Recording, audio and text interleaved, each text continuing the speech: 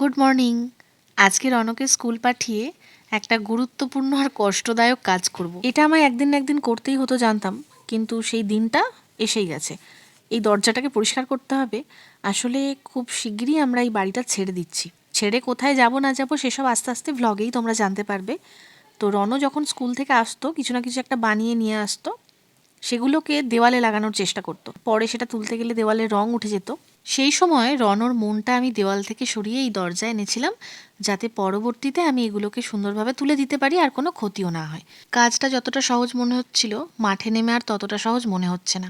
শুকনো শুকনো যতটা পারলাম তুলে দিলাম। এরপরে সাবান জল গুলে ভালো করে এগুলোকে ভিজিয়ে রাখলাম। কিছুক্ষণ ভিজিয়ে রাখার পর আবার ঘষবো, দেখবো পুরোটা ওঠে কিনা, না হলে অন্য ব্যবস্থা নিতে হবে। এই দরজাটা উদ্ধার করতে পারলে এখনও দেওয়াল আছে, যেখানে রণ ঘর গাছপালা এইসব এঁকে রেখেছে। ওগুলো অবশ্য সাবান দিলেই উঠে যায়, এর আগেও আমি করেছি সেই কাজ। এইসব করব বলে দীপকে আজকে বলেছিলাম যে তুমি অনলাইনে কিছু একটা ব্রেকফাস্ট অর্ডার করে দিও। আমাদের দুজনের ধোসা খুব পছন্দের, তাই ওটাই অর্ডার করা হয়েছে, আসছে অনলাইনে। রনকে স্কুলে দিয়ে দীপ মাছ নিয়ে বাড়ি ফিরলো। দুরকম মাছ এনেছে আবার। যাক, এখন আর আমি খুলবো না, আগে ব্রেকফাস্ট করি, তারপর মাছ ধোবো। এই কদিন ধরে খুবই ব্যস্ততা চলছে এবং আগামী কয়েকদিনও আমাদের জন্য প্রচুর ব্যস্ততা অপেক্ষা করছে। আজকে আবার এই পর্দাগুলো, মানে আমার ডাইনিংয়ের পর্দাটা আপাতত খুললাম, খুলে এটাকে এখন কাচতে দেবো। এটা খোলাই থাকবে, কারণ এই বাড়িতে তো আর থাকবো না, তাই এখানে আর পর্দা লাগাবো না।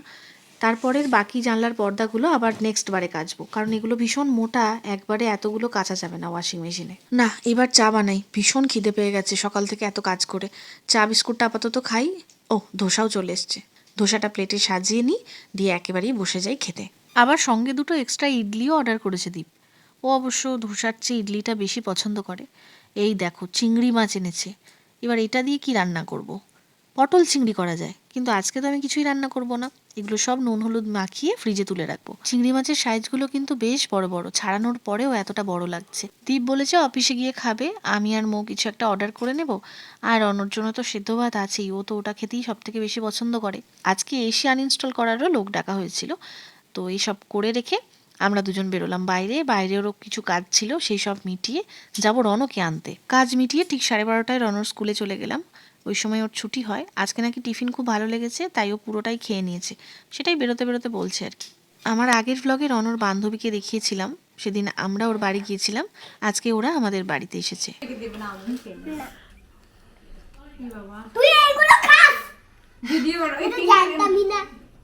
জানতে না, ইয়াম্মি না?